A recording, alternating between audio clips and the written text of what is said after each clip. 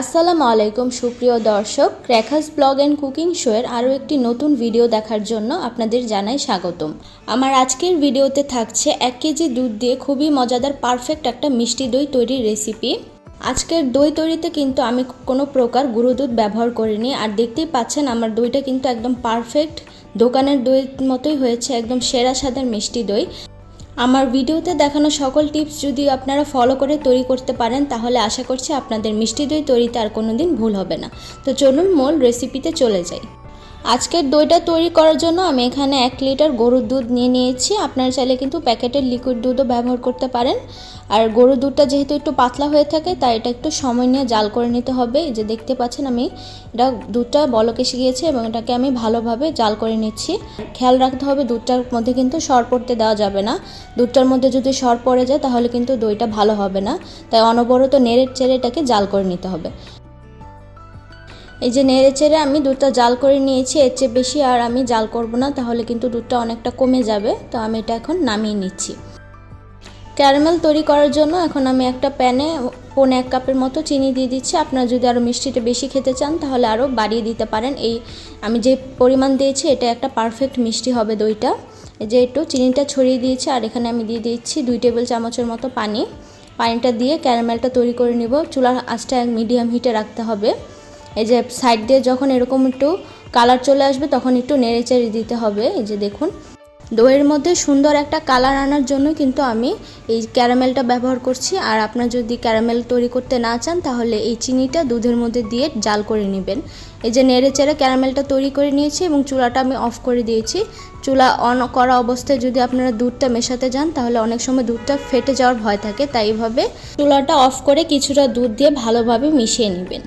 দুধটা দেওয়ার পর এই যে দেখুন ক্যারামেলটা কিন্তু এই পর্যায়ে একটু দলা পেকে যাবে, এটা ভয়ের কিছু নেই। নেড়ে চেড়ে কিছুক্ষণ মিশিয়ে নিলে দেখবেন ক্যারামেলটা একদম দুধের সাথে পারফেক্টভাবে মিশে যাবে। এই যে এখন আমি সবটুকু দুধ ঢেলে দিচ্ছি, দিয়ে এখন আমি চুলাটা অন করে দিয়েছি। এখন কিছুক্ষণ আমি নেড়ে চেড়ে একটা বলক আনিয়ে নেব। এই যে দেখতে পাচ্ছেন ক্যারামেলটা কিন্তু পারফেক্টভাবে মিশে গিয়েছে এবং দুধটাও কিন্তু বলক চলে এসেছে। তো এই পর্যায়ে আমি চুলা থেকে এই দুধটা নামিয়ে নিব।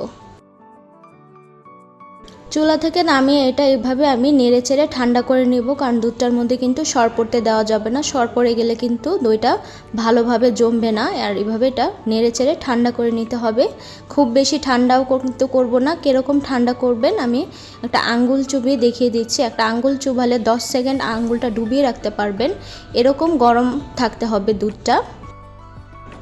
এখানে আমি একটা মিক্সিং বলে 1/2 কাপ টক দই নিয়ে নিচ্ছি। টক দইটা আমি একদম ছেঁকে পানিটা আলাদা করে নিয়েছি। পারফেক্ট একটা মিষ্টি দই তৈরি করার জন্য কিন্তু এই দই বীজের মধ্যে কোনো প্রকার পানি থাকা যাবে না।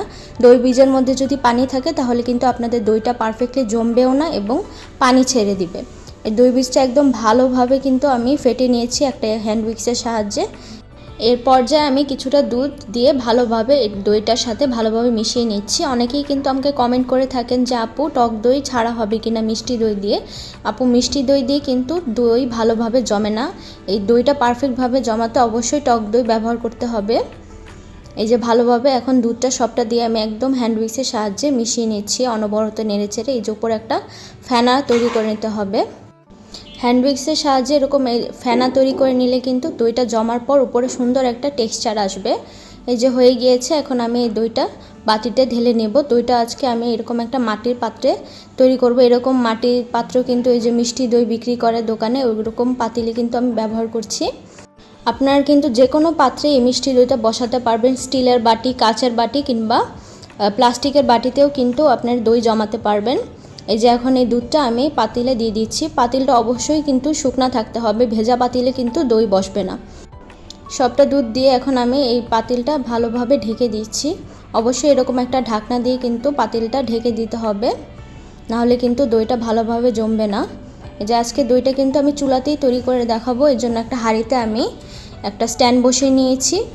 আর এই যে ঢাকনাটা দিয়ে দিলাম, আর উপরে আমি একটু তয়লা দিয়ে মুড়িয়ে দিচ্ছি গরম থাকার জন্য। দইটা যত গরম পরিবেশে রাখবেন আপনাদের দইটা কিন্তু তত পারফেক্টভাবে তাড়াতাড়ি জমে যাবে। আর আমি ননস্টিক হাঁড়ি ব্যবহার করছি দেখে কিন্তু ননস্টিকের পাতিলে বসাতে হবে এমন কোনো কথা নেই। আপনার যে কোনো পাতিলেই কিন্তু দইটা বসাতে পারবেন। আর এই যে ঢাকনার ছিদ্রটা কিন্তু আমি একদম বন্ধ করে দিয়েছি। চুলার হিটটা আমি দেখিয়ে দিচ্ছি, একদম মিডিয়াম টু লো হিটে আমি 10 মিনিট চুলাটা জ্বালিয়ে রাখবো। 10 মিনিট পর আমি চুলাটা বন্ধ করে দিব এবং তখনই কিন্তু ঢাকনাটা খুলবো না। পাতিলটা একদম ঠান্ডা হবে, গরমটা যে ভাবটা বের হবে, তারপরে আমি ঢাকনাটা খুলবো। এই যে দেখুন, আমি পাতিলটা ঠান্ডা হওয়ার পর ঢাকনা খুলে তয়লাটা সরিয়ে নিয়েছি। আর দেখুন দইটা কত পারফেক্টভাবে জমে গিয়েছে, দেখতেই পাচ্ছেন। চাইলে এখনই কিন্তু আপনারা দইটা খেয়ে নিতে পারবেন, কিন্তু দই তো একটু ঠান্ডা ঠান্ডা খেতেই ভালো লাগে, তাই আমি ফ্রিজে এটাকে 2 থেকে 3 ঘন্টা ঠান্ডা করে নিয়েছি। এই যে দেখিয়ে দিচ্ছি আমি নেড়েচেড়ে, দইটা কত পারফেক্টভাবে জমেছে এবং কিন্তু কোনো পানি বের হচ্ছে না, একদম পারফেক্টভাবে জমে গিয়েছে।